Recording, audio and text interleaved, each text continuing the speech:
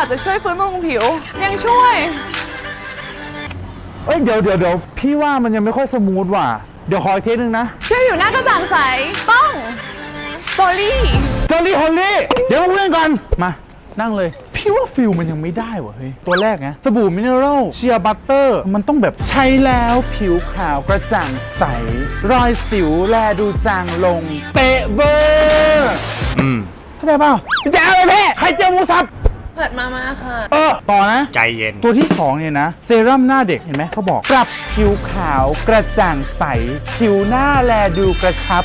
เด้งซะจนฟิลมันต้องมาแล้วตัวสุดท้ายเนี่ยทีเด็ดเขาเลยนะกันแดดหน้าใสตัวเนี้ยพี่ขอเต็มเลยนะช่วยป้องกัน UVA และ UVB ทีเด็ดของเขาเลยนะคะกัน Visible Light ปังเอาไปเลย10 ครบไม่ต้องถ่ายต่อแล้วเนี่ยแค่นั้นแหละโจลี่ฮอลลี่ไปลองเอาแล้วกัน